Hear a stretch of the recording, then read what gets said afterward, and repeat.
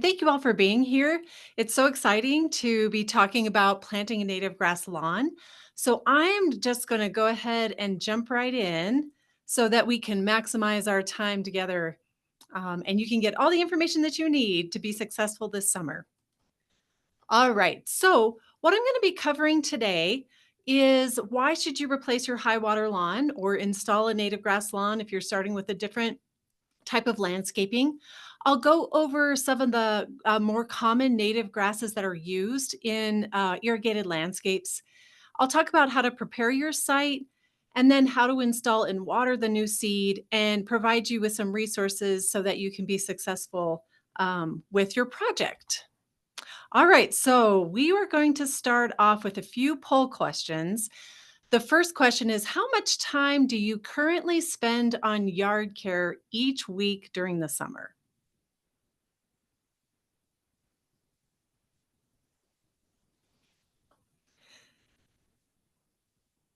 All right, and you'll see a couple choices there. If you go ahead and put in your choice, then we'll share the results with the group.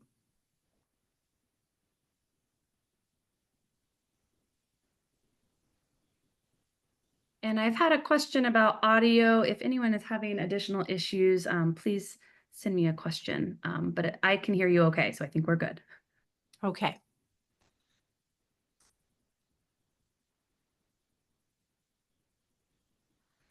All right. Well, that's great. Okay. So the most common result is most people are spending about 1 to 3 hours on their landscape or yard care during the week in the summer. Some of you must really like lawn landscaping because you're spending 3 to 5 hours and some more than 5 hours, and a few people spending less than 1 hour. Well, that's great to know. You can definitely have a native grass lawn and have a life. So this is good news if you're looking for a lower maintenance option for your yard. Okay, well, let's go ahead and go with our second poll question, which is what type of landscaping are you starting with? So there's going to be a few descriptions here, and if you can pick the one that seems to be most aligned with the type of yard that you have today. And your choices are original landscaping in good condition, original landscaping in moderate or poor condition, mostly bare dirt and weeds, unplanted rock, or waterwise landscaping.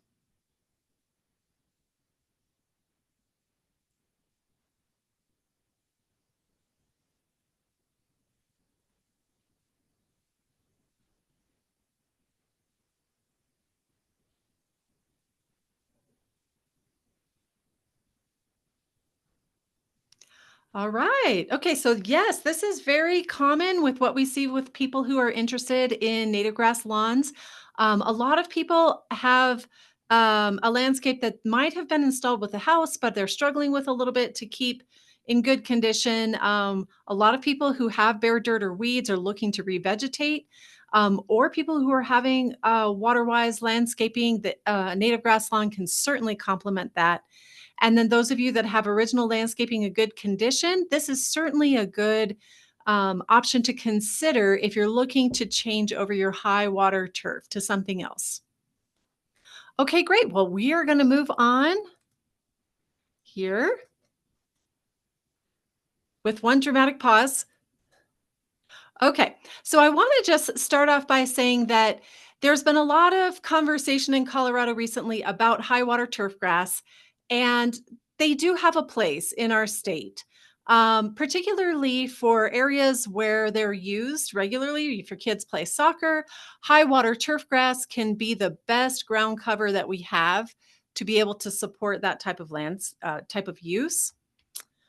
In addition, if you have dogs a little bit bigger than this dog here that like to run in your yard, once again, high water turf grass is a great traffic resilient option for landscaping. Or if you have a lot of shade in your yard, high water turf grass can certainly tolerate shade better than native grasses. So that can be a good option for you. And then if it just complements the use that you're looking for in your yard, high water turf grass can be a good thing. However, for the vast majority of ground cover in the state of Colorado in irrigated landscapes, there's a better solution, and native grass really is that solution. They are a fantastic turf replacement option. And I'm going to be going into all of this information in a lot of detail. So I don't want to get hung up here because I want to share with you just the high level reasons of why this is a solution to consider. Now, that being said, native grass projects can be challenging because we are growing grass from seed. As of today, there are no suppliers that provide native grass sod in our region. And so, because we're growing grass from seed, there's some work involved, but we can get through that by using smart steps. When you plant a native grass lawn, they really offer a lot of benefits in terms of drought resilience, less water, less work, more ecological benefits. And we'll dive into those in just a minute. But even though native grasses save water, reduce maintenance, save money, they are just really beautiful. Most of Colorado, especially here on the Front Range, is naturally a grassland. And when we use native grasses in our irrigated landscapes, we really reflect the beauty of Colorado's natural ecosystems. In my opinion, landscapes that incorporate native grasses reflect Colorado's beauty and acknowledge the reality in which we live here in this beautiful state. All right, so you're going to be getting a handout that will include a planting a native grass lawn task list. And this can be really helpful for you if you start to work from the top and just work your way through those checklist items all the way to the bottom. Many of our homeowners here in the Colorado Springs utilities area have used this exact checklist to be very successful with their projects. And so this can be a great summary to follow along with a presentation or plan your project afterwards. So certainly use this to guide your efforts this summer. Now we're going to be talking about what you need to do to get started. Number one, the most important thing is to really understand that native grasses are not exactly the same as turf grass. So, if you have this idea that you're going to just plant these native grasses and they're going to be exactly the same as your turf grass lawn, it's really good to learn about native grasses, their benefits and their limitations, so that you can make a wise choice of whether or not they're right for you. So let's start off with the benefits. Number one, native grasses in irrigated landscapes, they use significantly less water. If you look out on the eastern plains, our native grasses can be adapted to just growing on the natural precipitation. However, when it's hot and dry, they go dormant. So, in an irrigated setting, you have the benefit of using your sprinkler system to just provide these grasses with a little bit of water, and they will remain green and growing all summer. So, really, water savings can range anywhere from 50 to 80% compared to turf grass. Once again, no winter watering required, which is a real benefit. Oftentimes on the Front Range, if you don't winter water your turf grass, it dies from winter kill or you end up with brown spots. Native grasses don't have that limitation. They are perfectly happy being brown and dormant all winter without any extra moisture. They also have better heat and drought tolerance. So, right in the middle of summer when it's hot and dry, our native grasses, particularly our warm season grasses, thrive in that type of weather, where our turf grass might suffer a little bit when it's really the heat of summer. All right, a few more benefits is that our native grasses require less fertilizer and mowing. So, if you want to reduce your maintenance or the inputs that you put into your landscape, native grasses are a fantastic option for that. They also support local insects and birds, which can really support, you can be providing wildlife habitat right in your own yard. And they also provide additional environmental benefits. Now, they are different from turf grasses, as I mentioned. So, one of the major limitations is that they can't tolerate as much traffic as a traditional lawn. So, you want to site them in low traffic areas. They are typically, usually, a little bit lighter blue green in color. So, rather than that deep emerald green that you get from a traditional lawn, with a native grass lawn, you're going to get a really beautiful, soft, blue green color. Now, that may also vary by the species that you're using. So, just want to be aware of the color difference that native grasses offer. But they really do match the natural environment. And so, to me, this is a benefit, but it is a difference. Another thing is that our warm season grasses here in Colorado, our native grasses, they have a shorter green period than our turf grasses. So in April, you'll see lawns throughout the Front Range starting to green up. Our native grasses are going to continue to stay brown in April. And then when the weather starts to really warm up in May, they'll come out of dormancy and be growing rapidly. And then they will start to brown out a little bit in October and when it starts to cool down. So they will turn dormant earlier than our traditional lawns. And that's something that you want to consider as well, is if that shorter green period is acceptable to you in your landscape. Another difference between turf grass is that many native grasses naturally produce seed heads every year. This can be a real asset to a naturalistic landscape where you have these beautiful grass seed heads being produced in August and September. They can create a lot of interest, and that's where you get a lot of the ecological benefits as well. Some people are not used to seeing seed heads in their landscape, and that can be just a significant difference. In addition, a lot of our native grasses don't like to be mowed as short as traditional turf grasses. So they will generally be taller with a few exceptions. And if you go with a native grass mix, which is where you're using more than one species to landscape an area, it's going to have a less uniform appearance. So rather than being a very consistent appearance like a traditional lawn, it'll have a variation in height and texture and color, which once again, sited in the right landscape, in the right setting, is a tremendous asset and really reflects um, the natural beauty of our state. Okay, so let's go ahead and do poll questions 3 and 4. So the first one is, what's your primary reason for considering a native grass lawn? Would you like to have less yard work? Would you like to conserve water?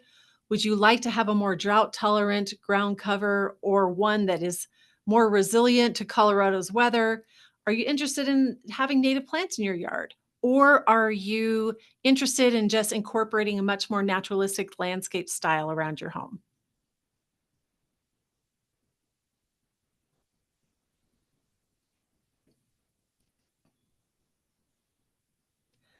All right, so Melanie has shared our results. The top result is water conservation. Excellent. Okay. Interest in native plants and more drought tolerant ground cover are the top three. Well, this is great news because native grasses can definitely deliver on those types of qualities, as well as require less work and give you a naturalistic landscape style. All right, let's move on to our next poll question, which is, how familiar are you with native grasses in Colorado? Are you very familiar, somewhat familiar, or not familiar at all?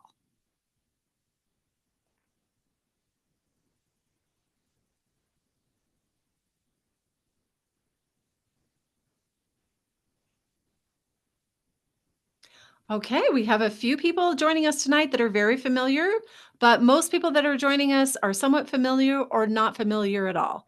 Okay, that's great news. I'm glad that this is a good opportunity for you to discover all the things that native grasses can provide in our communities. Excellent. Okay. All right. So now I do have to start off the presentation too, sharing that native grasses are not the right choice for every site or every homeowner. And there's a few reasons. So you need to just kind of think through, is native grass right for you before you undertake a project? Because a project can be quite a bit of work. First of all, do you have sunny, low use areas in your yard? Meaning, you want to be able to site it in the right place so that native grasses have the right growing conditions and are not going to get trampled by your kid's soccer game every weekend. Are the benefits important to you? You definitely want to think through that about what are the benefits that you're trying to achieve in your yard so that you can match the type of planting that you do to the benefits. Number one, number three, do you like the appearance? Native grasses definitely have a different aesthetic. And if you're really trying to recreate a very traditional landscape, you want to think through whether native grasses can deliver that over the long term. Are you going to be happy with the way they look? And number four, if you're ready to take on a project this summer, or in the future, native grasses are a great option. If you have some limitations due to being out of town or physical ability, maybe some other limitations that would prevent you from taking on a project, you want to think through whether or not you can hire help to backfill your limited availability or ability. And if that's not the case, then it might be worthwhile to defer a project until you can really take something on. And through this presentation, I'll really be honest with you about what that entails so you can make that decision at the end of this webinar. All right. Now, if native grass is not the right fit for you, there are other landscaping options. And even if native grasses are right for you in a certain part of your yard, they may not be the answer for the whole entire yard. So, what other types of water-wise landscaping can you incorporate to conserve water that work here in the state of Colorado? I've been working in water-wise landscaping for 20 years, and I can tell you that there are many different things that you can do. The first thing you can do is you can have a no grass yard. That is certainly doable here in Colorado. What you would do instead of grass at all is you would definitely want to use low water plants that are well adapted to Colorado with drip irrigation and some sort of mulch or gravel to cover any areas of bare soil. If you do this, just make sure that you break up those large planting beds with walkways, walls, patios, and other structures so that your landscape will not only be functional, but it will also have some aesthetic organization to it. You don't want to just plant a whole yard with plants and mulch and have a giant sea of plant beds. You definitely need to organize that with these hardscape structures so that it feels planned and intentional. If you have a shady site, particularly due to shade trees, you can remove the grass and add wood mulch. Oftentimes, you can put a bench under there or something that makes that space really functional. So, removing grass under trees is not a bad thing. You want to probably use wood mulch instead of rock under trees and continue to water those trees. So that is certainly an option. Or you could overseed with fine fescue for some limited water savings. In my experience working in landscaping for over 20 years, fine fescue really prefers to be watered at least 2 days a week. So it's not going to be a extreme water saver, but it can give you some limited water savings in a shady location. Now, if you decide that Kentucky bluegrass really is the right option for you, there's no harm in keeping it. If you have a functional space, go ahead and keep it. Just make sure that you keep 1,000 square feet or less. That's my general recommendation to keep your water bill reasonable. In addition, you want to make sure that you're watering that as efficiently as possible. So, with a smart controller, high efficiency nozzles, taking advantage of an irrigation audit to make sure that your scheduling and your layout is as efficient as possible, that can go a long way to keeping a section of turf grass and making it sustainable. All right. Now, I often get the questions about what about wildfire risk? If I plant native grasses in my yard, am I putting my safety and the wildfire risk at my home, in jeopardy? And there's been a lot of research, not necessarily in Colorado, but in other states where they've really looked at how flammable native grasses are and the risks that they pose as using them as landscape options.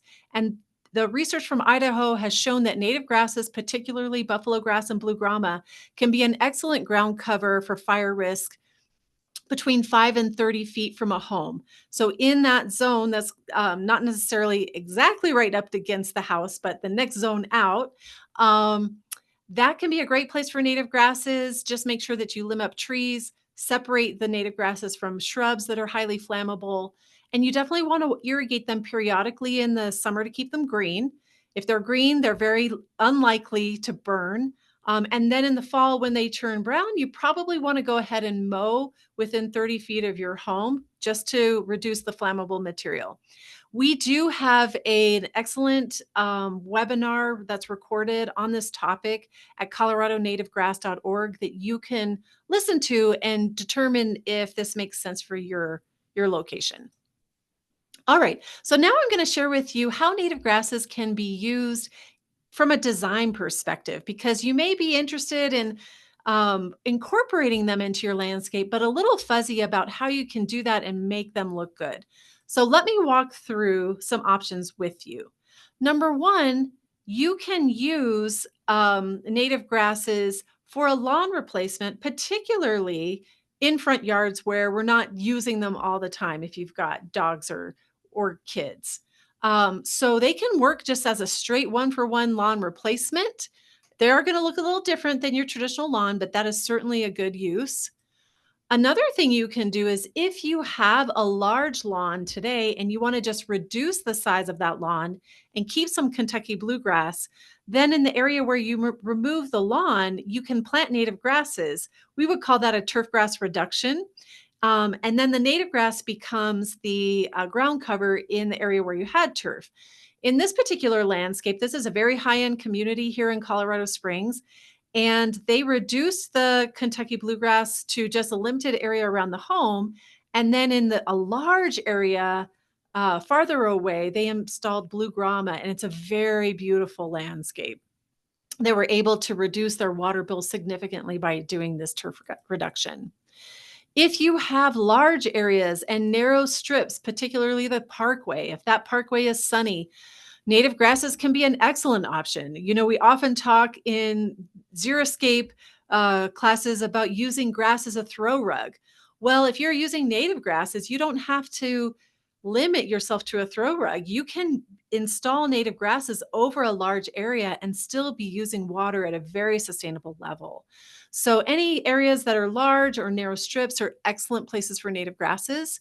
Or if you have a naturalistic landscape that you're trying to support, native grasses are excellent. This is one of our garden volunteers' homes. She lives south of Colorado Springs, and she has a beautiful landscape that joins up to natural space or open space. And she's used buffalo grass as a transition from the close area to her home to the native grasses that exist in that open space. So it can be an excellent option for that. Now, just keep in mind that you don't have to use just one type of grass in your yard. You can use multiple types of grasses. So, in this particular landscape demonstration of our Waterwise demonstration garden here in Colorado Springs, we've installed buffalo grass for the moderate traffic area in the front yard of the demonstration. And then we have Kentucky bluegrass in the, in quotes, backyard for a high traffic area. So you can mix and match all sorts of grasses for different areas of your yard and still have a very beautiful and functional landscapes. So let's go on to poll question number 5. What is your biggest concern about switching to a native grass lawn? Are you worried about its appearance? Are you concerned about HOA rules? Are you concerned about finding the right grass species? Are you worried about growing grass from seed? Are you worried about weed control?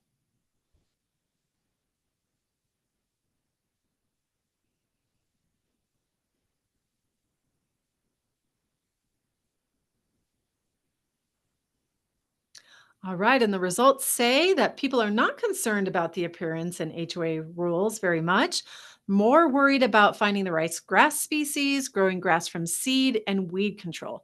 Okay, well, that's excellent news once again, because those three options we can definitely share information with you to help give you great insight into how to best be successful.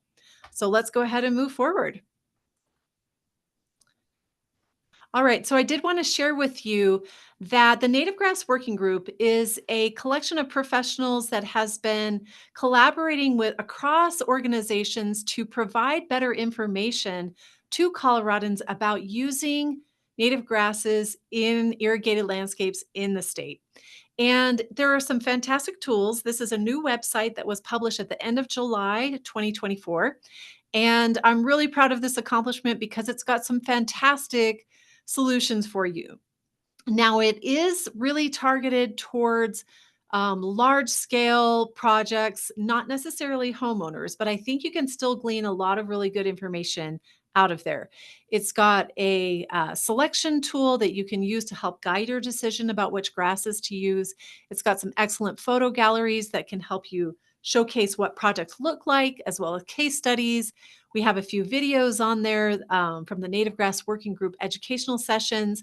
And then we also have what we call the Colorado Guide to Native Grasses Installation and Maintenance. And that's something that you can download. It has all the details. So if you want the nitty gritty about how to be successful with these grasses and landscapes, I would encourage you to download that guide. Just keep in mind that it is all the details. So you definitely want a strong cup of coffee to get through that document.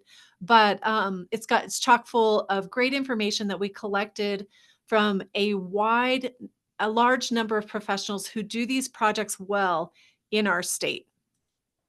All right. In the guide, what you're going to be seeing is that there's a process laid out if you are interested in taking action to install native grasses in your landscape. And while there are 6 areas that we showcase in the guide, I'm going to focus on 4 tonight. And it's pretty important to walk through these phases and make sure you spend enough time doing the work in those phases. So rather than just figuring out which grass seed to buy and throwing it out in your yard, if you really want to be successful, you need to plan, prepare, install, and maintain. And that's what I'm going to walk you through for the rest of the presentation. The first step that you want to do is choose an area where native grasses will be successful and you will be happy with them. So, what do you need to know?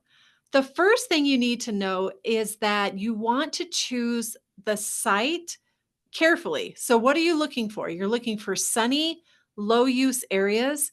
It doesn't matter if it's sloped. Native grasses grow really well on slopes, unlike turf grass. So, slopes are great. Just make sure that you've got enough sun, which would, in this case, be 6 or more hours of sun. You want to make sure that you measure that sunshine in midsummer. That's when it matters for native grasses. Um, and so if you're unsure, if you're somewhere about four hours of sun per day, that's where I would say probably consider a different type of landscaping option. So tree lawns, as we talked about, parkways, those are excellent places for native grasses, front yards, slopes, and hot, dry locations. So you don't have to have a place where turf grass has been growing well. Native grasses are much more adaptable and resilient than turf grasses. So as long as it's sunny and low traffic, it is a candidate for native grasses. The other thing you want to do is kind of assess the existing site conditions. And there are a lot of details that we could go into here, but the main thing that you really want to do is note your elevation.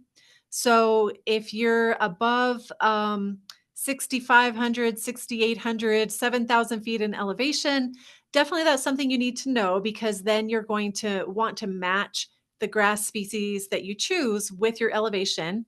Some of them have elevation limits. And then the other thing you want to do is kind of assess the soil of the area in which you will be planting. Most native grasses are pretty adaptable when it comes to soil. However, if you have very, very sandy soil, and I mean sandy to the point where it's like playground sand, where when you shovel it and you tip your shovel, the sand just falls right off, whether it's wet or dry, that's something to note because that will be a limiter for buffalo grass, but there are other types of native grasses that can grow fine in sandy soil. The other thing you want to know is if it's very gravelly. Once again, that would indicate that you've got really fast water drainage and you'll want to choose your grasses based on that. All right. And then the other thing you have to do is a little bit of self-reflection. So what are your preferences? And this is important for maybe you and your partner to go through together. How uniform does it need to look? If you're looking for a very uniform option, that's really something that you want to highlight. Or are you okay with a variety of height, color, and texture? Or is that even desirable for you? That's a really important fork in the road. If you're looking for very uniform, I'll go over some choices for you. But just be aware that native grasses tend to have a variety of height, color, texture, differences in the width of the blades that can make them look different. So, if you're willing to accept some variation, that can be a real benefit here. This picture is a nice showcase from the Northern Water Conservation Garden. They have a xeriscape plaza. And one of their landscapes, they have buffalo blue grama mix They mow the front part to create that uniform look, and then they have a berm in the back that they leave unmowed. And that can be a much more naturalistic look. So that's something to consider. Another thing you want to consider is if you definitely want to keep your grass under 6 inches, then that's going to limit your choices as well. If you're willing to have the grass grow to 6 to 18 inches or even taller than that, that's another category of species that you can use. And then are seed heads desired or tolerated? Oftentimes in my projects, when they have their seed heads, my husband thinks it looks really messy and he wants to mow them all. And so having that conversation with your partner can be really beneficial. I personally like the seed heads. I think they add a lot of interest to a landscape, but we just have different tastes on that. And so we have to find a compromise and landscaping style that works for both of us. All right, so we're going to have our first question break. So, Melanie, is there anything that we should be answering right now? Yeah. So if you're getting to some of these later, feel free to postpone. But we've had a lot of great questions. Thank you so much. Definitely a lot of questions about, you mentioned like dogs and some traffic. But could you speak a little bit to like what it can tolerate, what native grasses can tolerate in terms of dogs and people? Sure, sure. So, w- uh, it really is situations dependent. However, if you have 3 80-pound labs and they're outside all day in your yard, native grass will not stand up to that. But if you have a little chihuahua, like I have a dog that he goes out to um, relieve himself in the yard, and then he mostly spends his time inside, and native grasses are perfectly fine with that. If you're playing soccer on it every single day or you're using it every single day, it's not going to stand up to human traffic. However, if you walk out and if you use it a few times a year, you have a party out there a few times a year, or you walking on that specific site maybe 2 times a week, it can definitely tolerate that. So there's a real range. And it's hard to say exactly what that means, but the more traffic, the less native grasses are going to be suitable for your site. That's very helpful though. Let's see. And you mentioned a lot about like sun needs and shade needs, which I think was pretty clear. The 6 hours is kind of a good rule of thumb. Um, but are there native grasses that are shade tolerant? That's an excellent question. And I will say that there are 300 plus species of native grasses in the state of Colorado. So undoubtedly, there's some shade tolerant ones out there. What we are at right now is we're in the very early stages of using native grasses in landscapes in Colorado. So the grasses that we know how to grow well in landscapes do not tolerate shade. Okay. However, if you wanted to experiment with that, I would probably tend to more fescues like Rocky Mountain fescue, Arizona fescue. I'm not an expert in those areas, but I think that's what we're trying to figure out in our work is Okay. yeah. Very cool. And so what I'm hearing is like under a tree, the direct light is, if it's getting indirect light, it probably won't do well, or what that's typically how native grasses do under shade. Yeah, and that's a real limiter oftentimes. So I wish they did better in shade, but project after project that I visit, there's the native grasses are doing fine in the sunny areas and in the shade of the tree. It's dirt, and then they eventually get crabgrass or annual bluegrass. So you just want to do something different under the shade trees for now. Yeah, sounds like mulch is a great option. Yeah. Okay, we'll do one more. We've had a lot of questions about clay soils and if there's good options for clay soils and if you're going to get to that later or not. Yeah, I will get to that. However, I will say clay soil is not a problem for native grasses, generally speaking. Buffalo grass loves clay soil, and it's an excellent choice. So, back in the day, we often have to aerate all of our traditional lawns to break up that clay soil, and it's just not as much of a problem with our native grasses. All right, great. Well, I'll save the rest for the next break. Okay, thank you. All right. So the next step would be to pick out which type of grass you want to install in your yard. And I'm going to go over 4 options. And as I said, these are the most common options that we use right now, although we're just scratching the surface of what native grasses can do.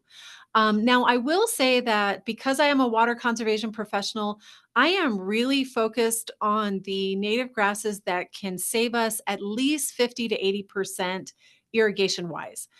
In Colorado Springs, our Parks Department has a wonderful history of using native grasses in a lot of low use areas. And they've experimented with some of the cooler season grasses that have high water use.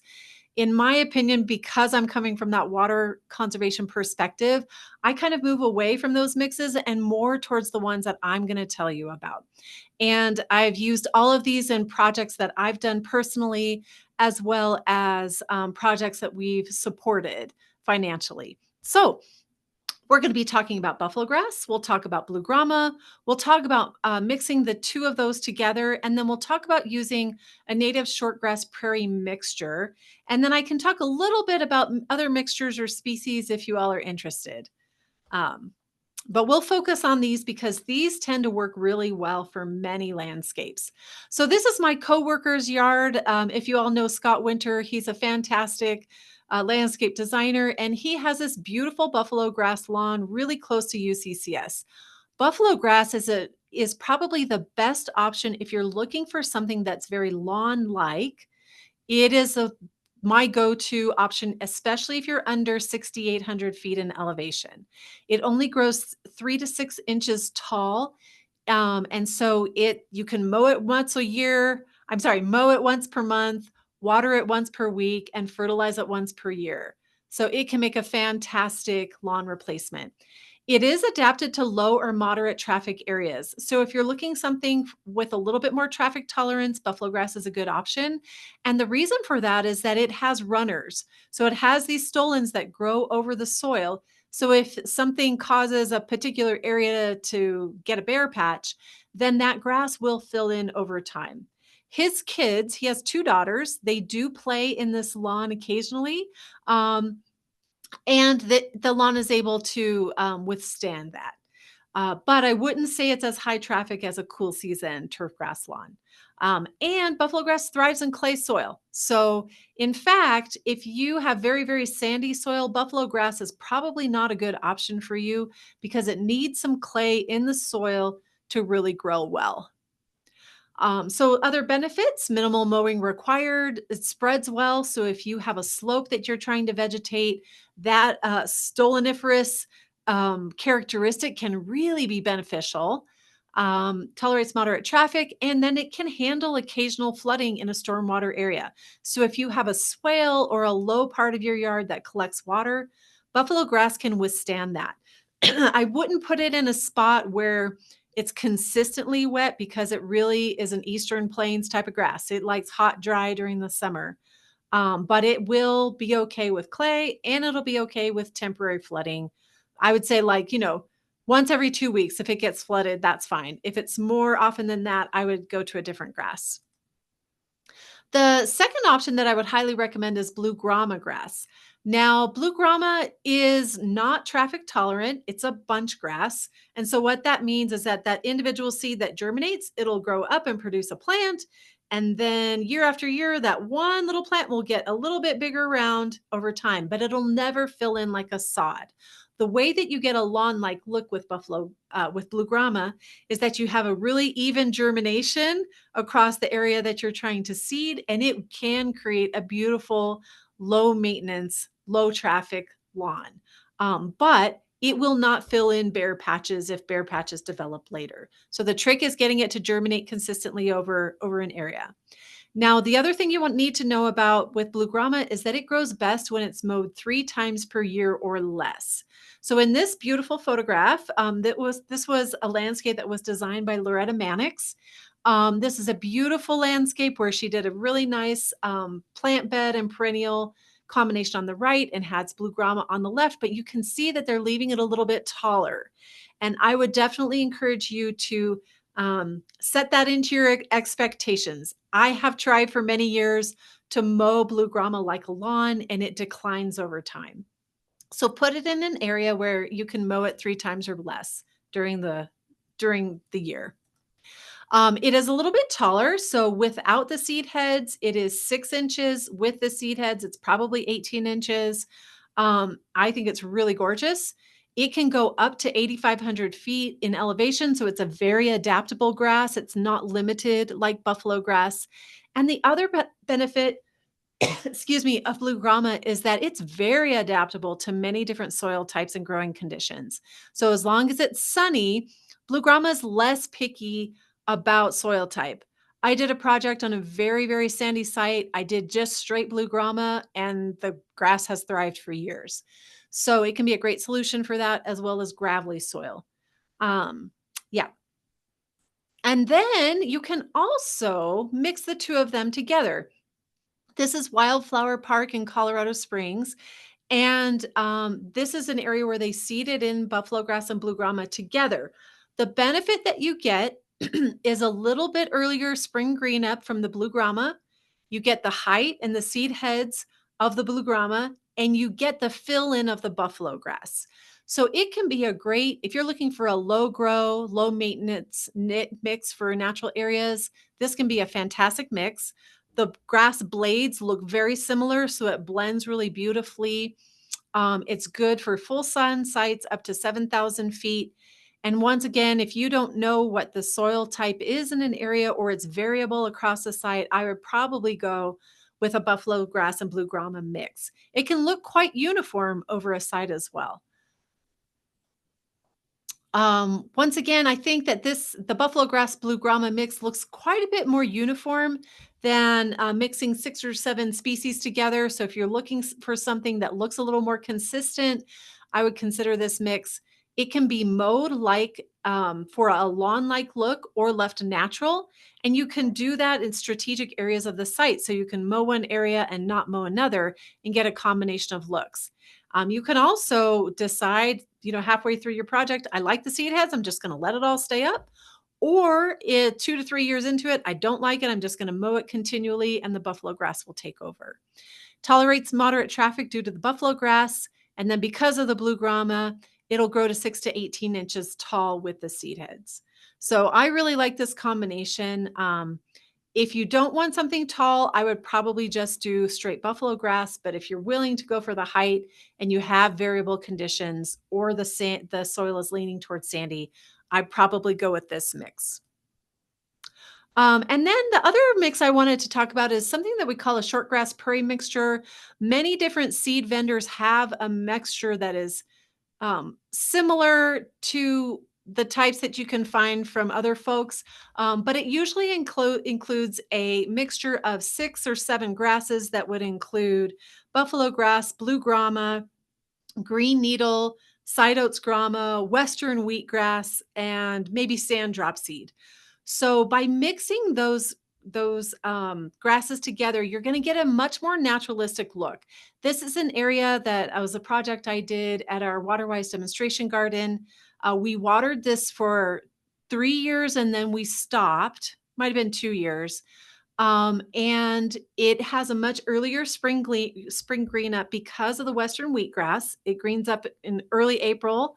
And then in the heat of the summer, the warm season grasses are really up and thriving. The buffalo blue grama and then the side oats grama all are happiest in midsummer. And then in fall, we get a little longer green season due to the cool season grasses. It does look a little different. It's not going to create that super uniform appearance, but because it's limited to some shorter grasses, it'll get to be about 18 inches tall and you can mow it a couple times a year. So if you're looking to reclaim a hillside or you want a super naturalistic look, this can be an excellent option. This is another hillside that was seeded into a shortgrass prairie mixture. Once again, it's going to have a mixture of warm and cool season grasses. So you're going to have some grasses are a little bit more dormant at certain times of year. Once again, this is not going to be suitable for frequent foot traffic, in particular because you've got a lot of bunch grasses in there and you're going to have clumps of grasses. So you wouldn't play soccer on a bunch of clumps. It can go up to 7,000 feet, and it is a good choice for areas where the irrigation will be turned off long term. All right, and during the question slide, we can certainly ask more questions about grass types. The other ones that we've been really experimenting with here in Colorado Springs is inland saltgrass, We've also been experimenting a lot with Arizona fescue. And then for low-lying areas, I personally really like switchgrass because it tolerates continual flooding for quite a while. All right, so now we're going to dive into the planning and installation steps, and we'll talk about if you've decided that you're ready to jump in. What do you need to know? All right, so let's start off with poll question number 6. Which part of the process seems to be the most challenging?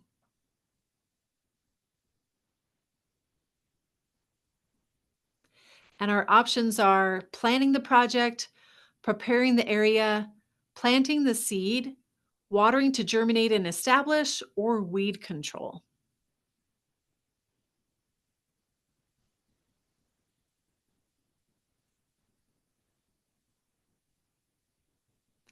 And the results are preparing the area. Okay, that's really good to know.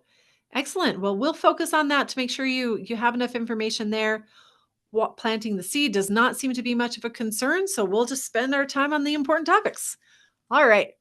So one of the keys with being successful with native grasses is you need to plant at the right time of year. So if you are going to be using a buffalo grass, blue grama, the mixture of those two, you definitely want to target midsummer, which sounds crazy, but it works really, really well. So June 1st to July 31st, that is the ideal time for planting buffalo grass and blue grama with irrigation. If you're doing dry land projects, the recommendations are totally different.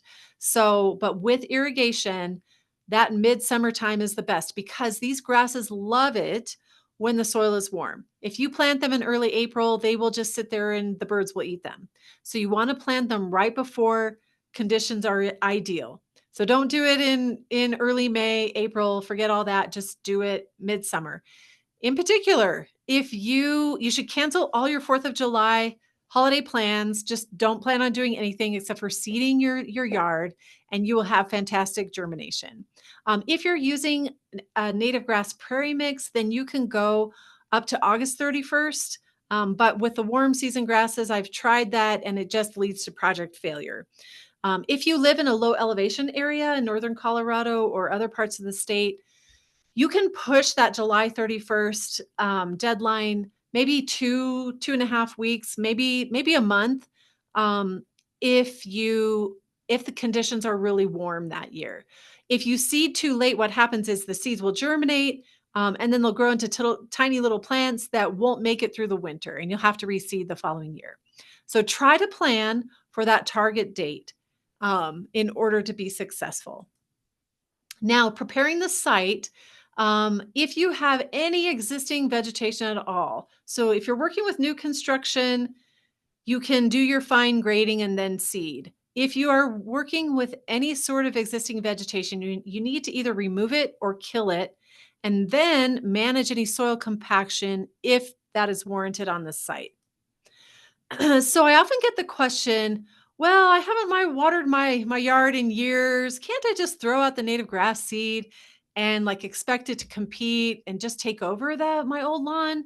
And the answer to that is not generally successful.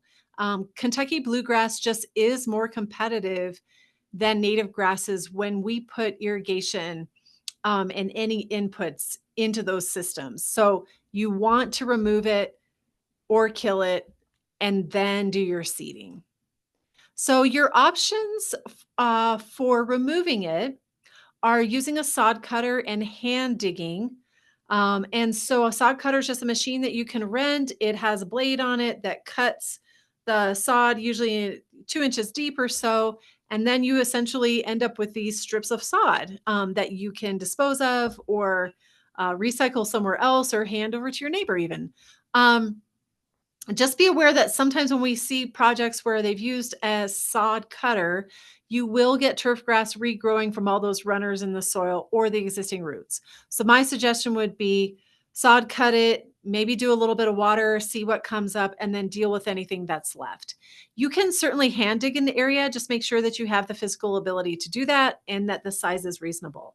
I will say for projects where you use a sod cutter, often I see stray clumps that are left if there's space between the sod cutting strips or along the edges, so along the sidewalk or pathways, those are areas you're probably going to have to hand dig. And you can certainly do that. You can just dig that area up, try to get as much of the root system as you can, and then you've got your area prepared.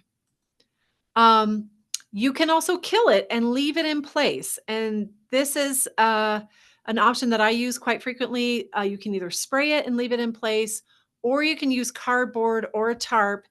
If you use the cardboard method or in tarp, you have to let that grass and the weeds die under there for a significant amount of time. So if you do that this year, then you would probably look at seeding the following year, so 2026 in this case. So if you use a spray method, you would use a non-selective weed and grass killer. In order to make this effective, the existing vegetation has to be growing actively. So you would water to get the vegetation growing. You would spray it. You would not spray for a few days to let the vegetation absorb that spray. You would continue to water to encourage that grass and weeds to grow, take up the herbicide, and then you would probably need to repeat that process 2 to 3 times to get a complete kill. All right, now I often get the question, well, I have this yard where it's kind of bare dirt and it's a few weeds, and can't I just plant directly into that? And we have a lot of yards in Colorado Springs that have not been watered for years. And I can guarantee you that there is vegetation in these areas that as soon as you start to water to germinate your seed, that vegetation will become active. So if you haven't watered for years, I would recommend to start watering and see what comes up so that you can assess your existing vegetation and then either choose to spray, sod cut, hand dig, whatever tarp method you want to use to get that vegetation to die, or remove it. So don't be fooled by this. This is just dormant vegetation that it looks like it's dead, but it's really not. All right, now if you use the tarp method or the cardboard method, the primary method that we're using here is light exclusion. And so what you want to do is kind of mow everything really short, cover it with something that's going to block the light, and then leave that in place for months. Um, this is an area where there was a quackgrass infestation. I used a light blocking tarp. I put it on the previous year, took it up the following year, and the grass was pretty well starved at that point, but I did hand dig that out. So there are methods that you can use called solarization, where you use clear plastic instead of a light blocking plastic. Um, I have used that technique in much hotter climates very successfully. I have not found Colorado to be a climate where solarization works really well, but it may be because I live in Colorado Springs, which is over 6,000 feet. So if you want to try solarization where you're using light, clear plastic, um, I would certainly encourage you to give it a try. But if you don't see the grass dying within a reasonable amount of time, which in my book would be 2 to 3 weeks, then I would probably move to a light blocking plastic or tarp in that case. All right. So, oops, I think I went one slide too many. Oh, okay. No, I didn't. I'm sorry. So now, once you've kind of gotten to chosen a method to either spray, kill, or remove your vegetation, then you're ready to say, okay, what do I do next? Now, the key here is that your seed, once you put your seed in, it has to be in contact with the soil in order to germinate. If you leave that seed sitting on the surface, it's not going to germinate. So, that whole idea that we can throw a seed out and it's going to just magically germinate, um, that's not going to work well within a reasonable amount of time. So you want to somehow expose the soil so you can get the seed farther down. There are really two ways that you can do that. You can either rototill or you can core aerate heavily. So rototill is just the machine, that's got the tines that mixes everything all together.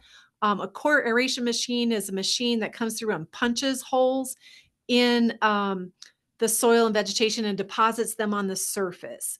So if you do not have soil compaction, then you can either rototill or you can core aerate if you're leaving your vegetation in place. If you do have soil compaction, then you would want to rototill to alleviate that compaction, because native grasses, just like any other plant, will not grow well in compacted soil. So if you are starting with a really healthy landscape and the lawn is beautiful, and you're going to just want to kill that vegetation and leave it in place, then you can do that, because your existing vegetation will not be growing well if you have soil compaction. So the picture on the left, I look at that side and I say, okay, in that case, you could just kill that vegetation and core aerate it and seed into the dead grass and the aeration holes. The landscape on the right, I don't know if that has compaction. If it's hard to dig in when the soil is moist, then there is compaction there. So you can't really look at it visually and determine if there's compaction. You have to actually start to dig and see how hard it is to dig in there. Keep in mind, it's hard to dig in any dry soil, so you want to do this test when the soil is moist. So the situation on the right, if you test that and it does not have compaction, then you could potentially kill that vegetation, leave it in place, and core aerate and seed. If, on the other hand, you determine that there is soil compaction, you would want to kill or remove the vegetation and then rototill to break up that compaction before you seed. All right. So let's imagine that you're going to choose the kill the vegetation, core aerate, and seed method. You can do that once you've got dead grass. Then you would mow that as short as possible and go over that with a core aerator as much as you can to punch a lot of holes in that soil. This picture in this slide is not really what that would look like. It just shows you the holes in the soil. In this picture, there is existing grass that you would want to hand dig to get that out, and we don't have dead grass in this particular um, landscape. So you can have a lot more grass as long as you mow it short, kill it, and then core aerate heavily. The benefit of this option is that it really, because you're not stirring up the soil bank where all the dormant weed seeds are, you end up with a lot fewer weeds. So this can be a real benefit if you don't have compacted soil. What happens is that this, when you seed, all the seed that drops into those core aeration holes is much more likely to germinate, because it's got mixed into the soil a little bit. It's a little bit more moist in there. Um, and so you will end up with germination in all those holes, and then eventually the grass will grow and fill in, and it can be a very effective method. However, if you do have soil compaction, or you just want to rototill because you're going to be tilling in your dead grass and weeds, or you're removing the area and you decide you have compaction, it's perfectly fine to mix in dead grass and weeds. If you have live weeds, I would kill them first or hand dig them out first before you rototill, because some of our weeds, like thistle or other ones, if you rototill them, it breaks all those roots up into little tiny pieces, and then they'll grow from those little pieces of roots. So make sure you're tilling in dead stuff if you're going to go down that route. You do not need to add compost for native grass conversions, so you can save your money on that and spend it on something else. The reason why with turf grass is we really do want to add compost to increase the water holding capacity of the soil. With native grasses, because they're so tolerant of Colorado's natural soils and natural growing conditions, we don't need to create a special soil for them. Just plant them in your existing soil. All right. And as I mentioned, if you can't handle a rototiller, you can hand dig to break up soil compaction. And once again, not necessary to add compost. Just keep in mind that this is a lot of work. So you want to give yourself enough time to be able to get through hand digging compacted soil. All right, so at the end of the soil preparation phase, if you're rototilling, this would be pretty good. You would still want to rake the area smooth, but a site like this is ready for seeding, which looks great. In addition, if you're using a spray method, you can see in this photograph that the grass is completely dead in comparison to the grass of the neighbors. So this particular yard is ready for core aeration and seeding. All right, so once you've prepared the area, if you have exposed soil, you would want to rake the surface really smooth to do your fine grading. Make sure the soil level is exactly where you want it, right adjacent to your walkways and your sidewalks. And then if the soil is extremely fluffy, you could roll it. I typically never roll it, so I just seed into the fine graded soil, even if it's pretty fluffy. Any questions on site preparation? Yes. Okay. Let me turn my video on. We've had actually so many questions. So I do just want to put a plug out there that we will not get to all the questions tonight. But we will have contact information available afterwards. So you can absolutely reach out once you get your follow-up email. Lots of really, really great questions. Okay. Where do you recommend, these are kind of a mix of questions here. Where do you recommend buying native grass seeds? Yeah, that's a great question. I You can either buy them from typically your local garden center. Just make sure if you're buying it from a local garden center or a feed supply store that you know exactly which species you're getting and which cultivars, because you don't want to just go into a nursery and buy low grow mix. Because there's a lot of low grow mixes out there that are just turf grasses. So garden centers and nurseries can be a great option as long as the species are labeled. There are many different suppliers within Colorado, Pawnee Butte Seed, Western Native Seed. Those are all excellent. You can mail order through them or order through their websites, in addition to other retailers, or you can just order online. So just, yeah, I buy most of my seed through phone or mail order, and they mail it to me. Great, cool. That's Mhm. convenient. So you did mention you talked a little bit about weed control, but we've had a lot of questions and concern about bindweed and Mm. specific, like if they should be using weed fabric or just kind of your general weed control for native grasses. Yeah, we'll get into weed control. So I think we'll table that one. Okay, great. Let's see. Um, can you use regular sprinkler heads or are they not tall enough for many native grasses? Mm. Yeah, I would recommend if you're going to do a project and you have 4-inch pop-ups, so that's typically what a lot of us are starting with. I would replace those with 6-inch pop-ups, just because well, if you're doing just buffalo grass, you could probably keep your 4-inch pop-ups, but I would probably put a high efficiency nozzle in there, just retrofit with that. But if you're going to be doing blue grama or anything else, I would retrofit to a 6-inch head with a high efficiency nozzle. Awesome. And then last one here. We've had a lot about specific types of native grass, so I encourage all of those people to reach out afterward. But let's see. Interested in native grasses that will benefit various species and pollinators. Do you have any just off the top of your head that are very specific for birds, bees, and pollinators? Yeah, I will say, boy, if you're wanting to support birds, I would highly recommend incorporating both switchgrass, which is quite tall, so you would want to do that strategically, or side oats grama. Side oats grama is a beautiful grass that is a little shorter than switchgrass and has excellent seeds for birds. They come and snatch it up right as soon as it's ripe. For pollinators, typically see a lot of insects using the flowers of buffalo grass and blue grama, which is strange because we think of grasses as wind pollinated plants. But when they're in flower, and there's just these little stamens hanging down from what we think is a seed head, boy, there's a lot of insects on there. So I think that, yeah, that's what I'm going to say. Okay, That's where great. I'm going to Great. go. And for effort of time, I will stop there. So we have a little less than half an hour and we'll get to the questions at the end. Okay, excellent. Thank you. All right, so here's your actual installation steps.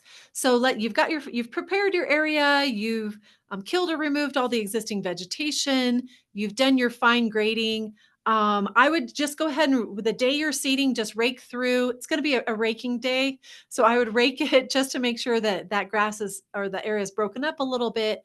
Um, I typically put my seed down first. So the information in this slide is a little different than what I do. I rake the area, I hand broadcast the seed, I rake again, and then put my starter fertilizer down and then start watering. So rake, seed, rake, starter fertilizer, start watering. All right. So, what should you do for starter fertilizer? You can use any sort of lawn starter fertilizer. I would just recommend one without weed control products, organic or non organic, it doesn't matter. I would go ahead and buy a starter fertilizer just because typical fertilizers can have some nutrients in it that will inhibit seed germination. So, purchase a starter fertilizer. If you are doing buffalo grass only, then I would recommend using this turf builder product. It's called Scott's Triple Action Built for Seeding. It does contain the fertilizer granules that are coated by a weed preventer. And that can really reduce the number of weeds that come up in your buffalo grass installation. I have not tried this on blue grama or other types of grasses because the weed preventer that is coating that fertilizer granule can inhibit blue grama germination. So this is only for buffalo grass, but if you're doing buffalo grass only, this can save a lot of weeding and is available at many different retailers. Okay, so when you're ready to do your seeding, I do not put it through a spreader because the holes in the spreader are typically not conducive to getting the native grass seed to drop through that.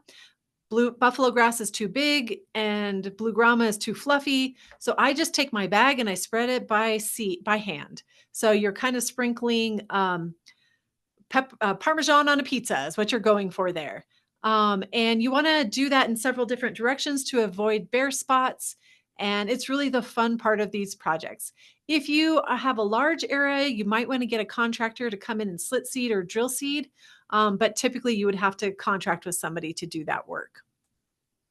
So, how dense should be the seed be? Roughly, you want about 1 to 5 seeds per square inch. So, you certainly don't need to go out there and measure that. But if you're hitting 1 seed per square inch, you will have a very nice uniform area. And then what you want to do is do your watering. So the reason why watering can be really helpful is that it'll get that seed to germinate consistently. So what you want to do is once you've got your seed down and you've raked it in, you've put your starter fertilizer down, then you would start your watering. And you want to keep the area moist at all times until the seed germinates. Once the seed is germinated, you would cut back the water gradually. Now, if you don't have a sprinkler system, you can certainly use a hose end sprinkler connected to the spigot on the side of your house. I would recommend a hose end timer to automate that watering because in the beginning, you're probably going to want to water 3 to 4 times a day for short durations to keep that soil moist. In your handout, you'll have our sample watering schedule for native grass germination and establishment. And this really walks you through how many the weeks that you that have passed since you seeded, how many times you would water per day, and then a suggested duration based on your type of sprinkler head. So the first column is if you have pop-up sprinklers. The second one is if you have rotors, the type of sprinkler that kind of pops up and then moves back and forth. And the third column would be the recommended minutes for high efficiency nozzles. And what I really like about this schedule is that on the right, we have some notes about what you're trying to achieve with that watering schedule. So for 0 to 2 weeks, you're trying to keep that soil consistently moist, but avoid runoff and puddling. And so every time those sprinklers pop up, let's say you have pop up sprinklers, you'll be watering 2 to 3 times per day for 4 minutes. I like to start off with scheduling those watering events at 9 a.m., 1 p.m., and 5 p.m. That seems to be a really good way to keep the soil moist. It'll stay moist overnight, and then you just start again the following day. Now, as the grass starts to germinate, you're going to cut back the number of times that you're watering per day, but increase that duration. And this schedule will walk you through all of that. If you start to see runoff, then you would want to break up those watering events to kind of cycle and soak. All right. So now I should have mentioned that your seeding rate for buffalo grass and blue grama is 2 to 3 pounds per 1,000 square feet. With buffalo grass, you're trying to get that seed about a half an inch deep in the soil. And with blue grama and any other grass type, it's usually about a quarter inch deep. So you don't need to get the seed really deep. It's just really under that initial layer of soil. So if you rake, seed, and rake, typically there will be a good number of seed that is in the ideal depth. Now, when you're planting native grass, weeds are inevitable. You're going to have weeds.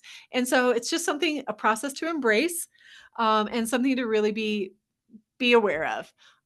Typically, they are not growing from the grass seed that you've purchased. They're growing from the seeds in the soil bank. And it can be astonishing how many weeds will germinate in your project. So this is the moment when people typically think that there's a disaster, but I'm here to tell you that weeds can be managed. So in this particular project, this was a homeowner that went through one of our programs and she had a major infestation of purslane. She followed our recommendations and then treated that area. And this was the area a couple weeks later. So, what you want to do is when you're planning your project, think about what you're willing to do. Are you willing to use herbicides or not? And if so, you want to plan your project accordingly. I would also recommend when you're doing your seeding, the day that you seed, I would plant a little bit in a cup or a pot with some potting soil. Make sure there's holes for drainage and use this as a reference to compare the seedlings in your project to your desirable seedlings. And this can really help you identify if the seed you want is actually growing. If you are doing hand weeding, I would recommend that it's certainly possible. There are dozens of homeowners who have been successful with hand weeding. You just have to be committed and know that you're going to be weeding a lot regularly, especially for the first 8 weeks.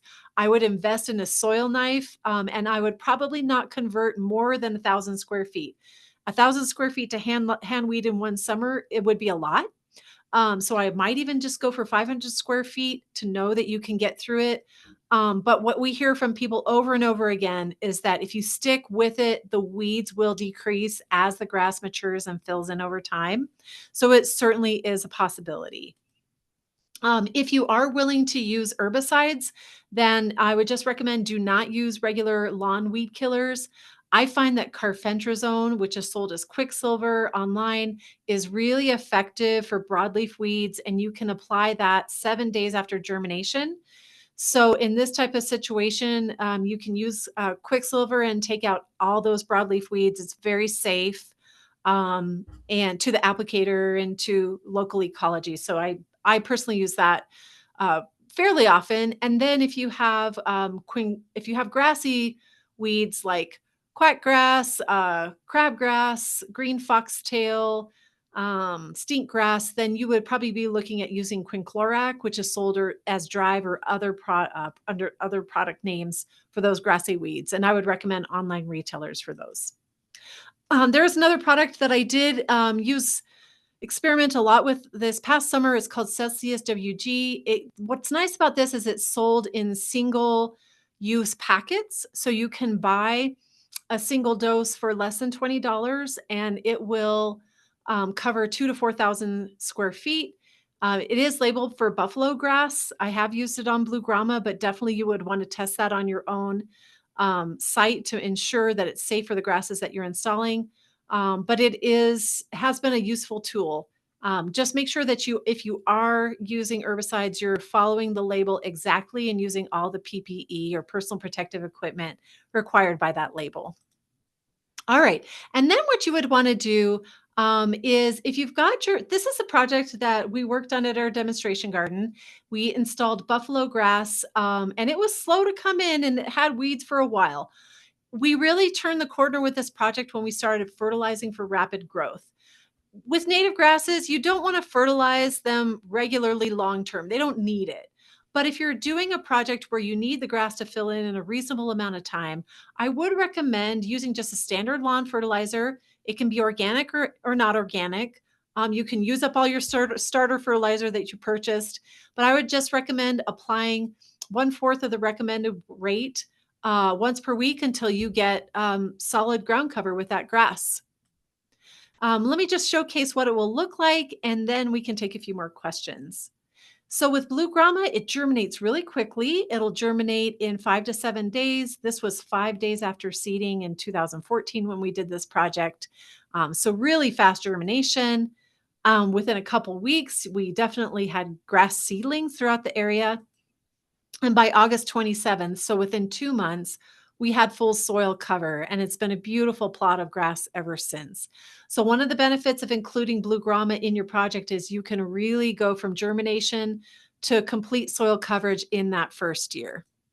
Buffalo grass takes 2 growing seasons to fill in, just because it is a slower to mature grass. And so regular watering, fertilizer, and weed control can speed up the process. But with buffalo grass, I would plan on 2 years before you end up with a beautiful location.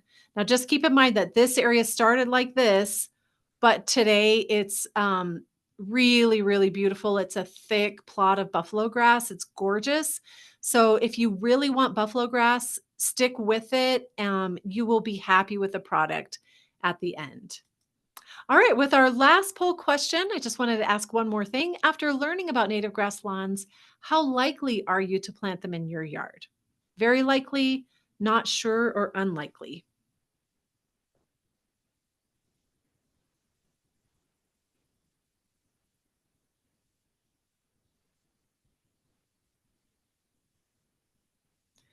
All right, so very likely or unsure. That's great news. And unlikely, 6% will take it. Great.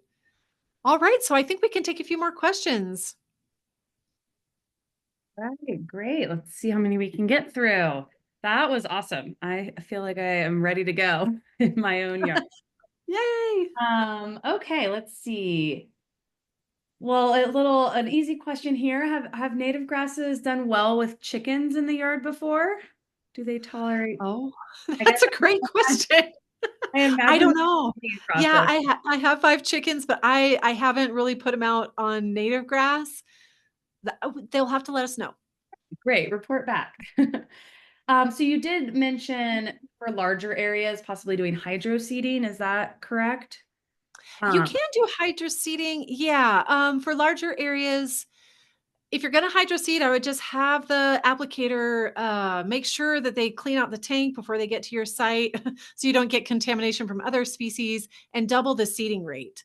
It's best too if they can prepare the area, hydro seed, and then in a second application, put down like a hydro mulch. So you're getting that seed under the hydro mulch rather than doing it all together. But just will double that seeding rate because hydro seeding is not as effective as getting the soil down into the seed into the soil. okay, cool. Let's see. Are there any native clovers that you would recommend?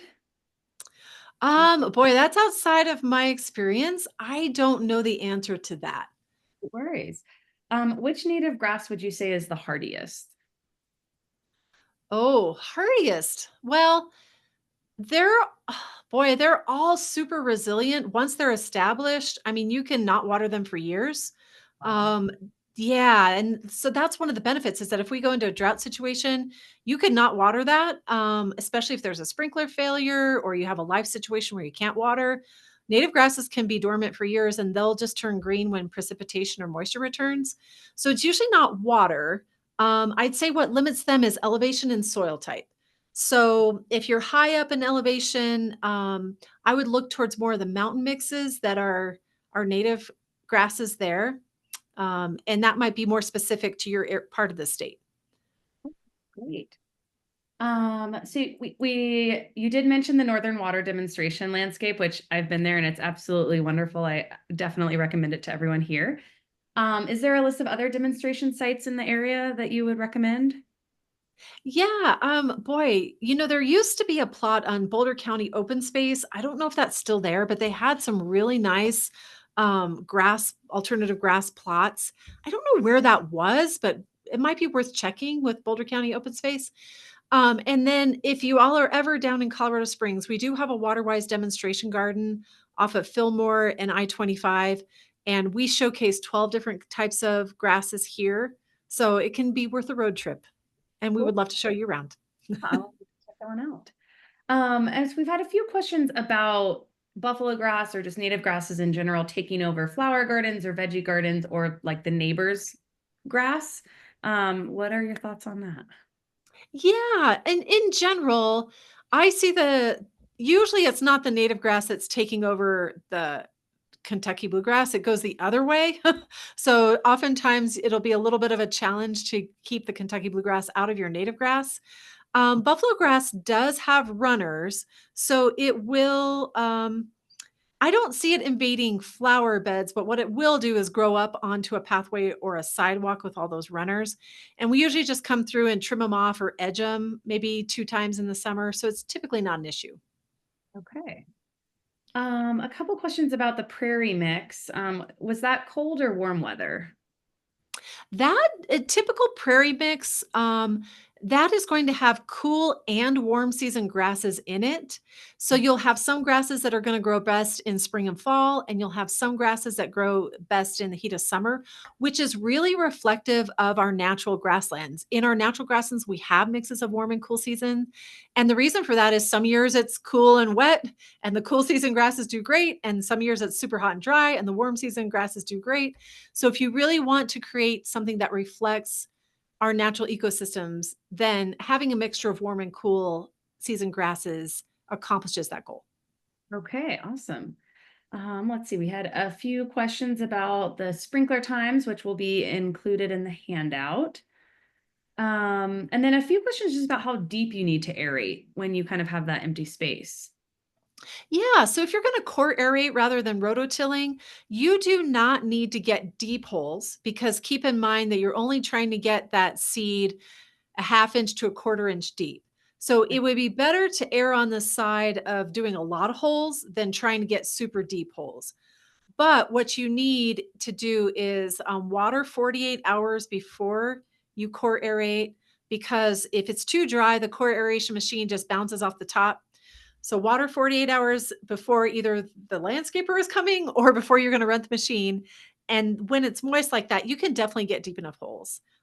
So as long as they're like an inch deep, you're good to go.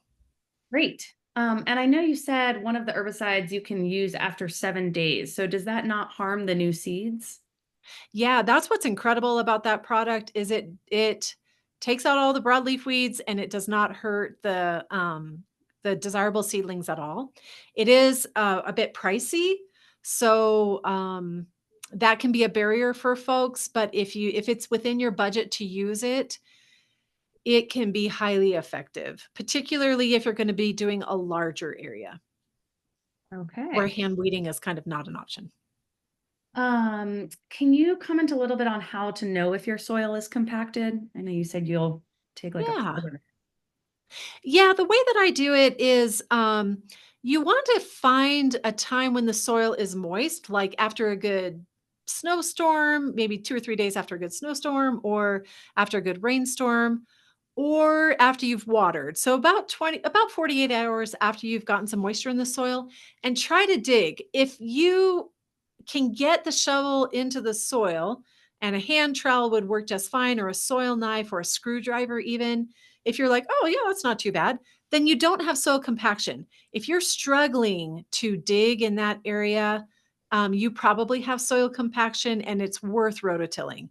You have this one window in which to rototill. Hopefully, your native grass project is going to be successful for decades. So, I would say if you're on the fence about rototilling, I would probably push you towards doing it and then having a solid weed control strategy, just to break up that soil compaction. Because once your grass is planted, you can't go back in and rototill.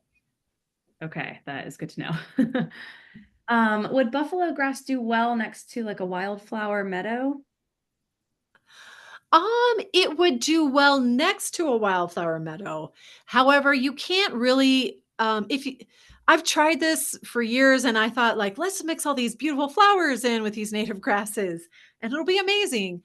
And if you put spreading grasses like Western wheatgrass or buffalo grass in with wildflowers, then within 4 years, the grasses have completely taken over because they're just so competitive.